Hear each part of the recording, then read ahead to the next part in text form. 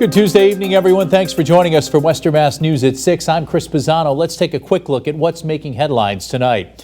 The state is officially in phase 1 of reopening the economy, and businesses are preparing to ensure both the safety of workers and customers. The stay-at-home advisory has now changed to a safer at-home advisory. What that means for Bay State residents as the state begins to reopen, and amid the pandemic, special elections taking place across Massachusetts, including the 2nd Hampden, Hampshire County State Senate District. Many types of businesses are set to reopen this coming Monday, and each business must follow industry-specific guidelines on how exactly to keep their workers and employees safe.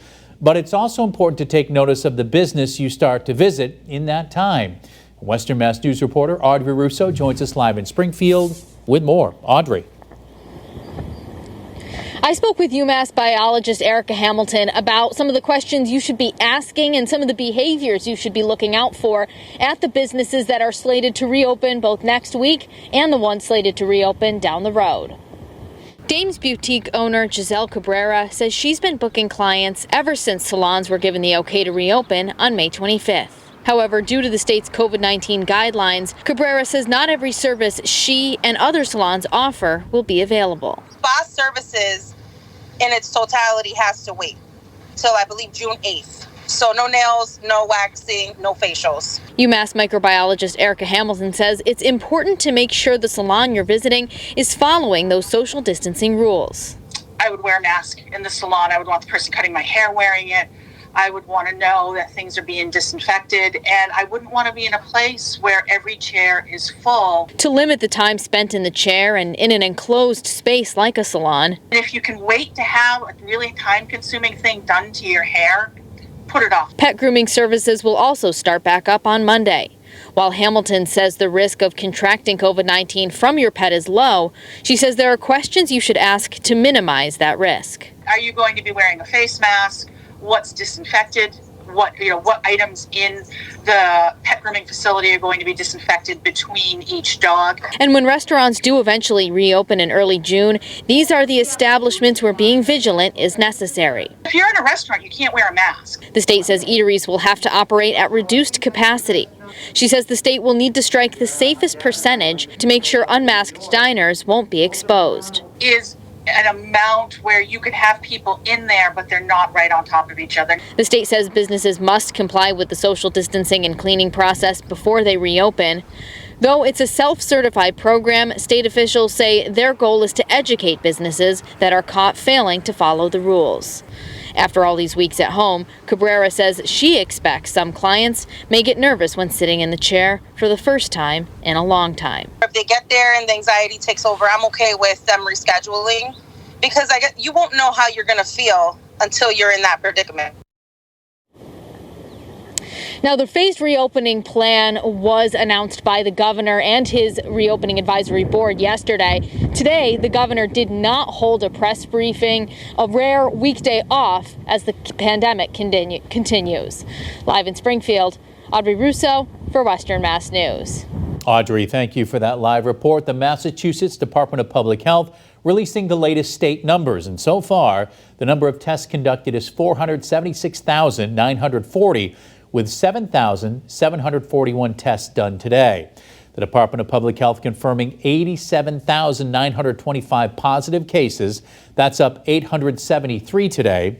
And 5,938 people have died from COVID-19, with 76 new deaths reported today. Now, breaking down those numbers county by county here in Western Mass, Hampden County is reporting 5,335 coronavirus cases. Hampshire County, 780, Franklin, 308, and Berkshire, 497. In total, Western Mass has 6,920 COVID-19 cases. A stay-at-home advisory has now turned into a safer at-home order here in Massachusetts. But what exactly does that mean as we head down the path of reopening? Western Mass News reporter Sarah Gurnelli joins us live in Springfield with more on that. Sarah? Chris, people should still practice social distancing, but a big emphasis is on protecting the most vulnerable. More than 6 million people live in the Commonwealth, all under the same safer at home advisory ordered by the governor. You're you're safest at home. Here are some of the key points under the new advisory. People should only leave their homes for healthcare, permitted work, shopping, and outdoor activities. No contact activities like flag football, remote contact for people who are at high risk for COVID-19, and parents should limit play dates for children. A lot of the kids that we're seeing are very non-symptomatic, and the more contact you're going to have with more people, the greater the likelihood of infecting somebody else. Western Mass News spoke with the Hamden Police Chief Jeff Farnsworth over the phone to explain why contact sports is on that list. Contact sports like that, no, those are still off limits at this point. We don't want to have any large gatherings. We still have to maintain social distancing. He says authorities can enforce the safer at home advisory by fining someone if they're not following the rules, or they can shut down a business. He says overall, people in the state have been complying. No, very minimal. I think people are doing a very good job with it. And people could be fined up to $300, but James Farnsworth says it's all about just educating people. Live in Springfield, Sarah Grunelli, Western Mass News. Sarah, thank you for that live report. And now to campaign 2020. Votes being cast right now in the special election for the 2nd Hamden, Hampshire State Senate seat, left empty when former Senator Don Humison became mayor of Westfield. Democratic State Representative John Vilas, a veteran in the U.S. Army Reserves, and Republican John Kane, a small business owner and Navy veteran from Southwick, are on the ballot. The election happening in the middle of a pandemic. Western Mass News reporter Leon Purvis is live for us outside Westfield Middle School, where voting is now underway. Leon. Chris, at first this election was supposed to be back in March, but due to the coronavirus, it's set for today. And for voters, wearing a mask is a new normal. I've been city clerk since 1998. This is the first time we've ever had an election like this for everybody. I mean, this is everybody's new normal. It's very odd to see everybody with a mask on right now. Westfield City Clerk Karen Fannin says they have been taking precautions all day long to prevent the spread of COVID-19. Everybody has masks on, workers, and the public's been great with their masks. Everybody's had a mask on. We have sanitizer at every desk. We've wiped down the ballot boxes in the voting booths daily, or like hourly. And everybody has their own pencil. We're giving out a one-time use pencil. Fannin tells Western Mass News she has been impressed with voter turnout. It's a special election, so it's always on the low side. But for a pandemic, honestly, I think it's actually a good turnout. Now, Fannin also says if things are still like this in November, they'll take the same precautions today on Election Day. Polls close at 8 tonight. Live in Westfield, Leon Purvis, Western Mass News. Leon, thank you for that information. And for more coverage on the coronavirus emergency as it continues to develop, just log on to our free Western Mass News streaming app.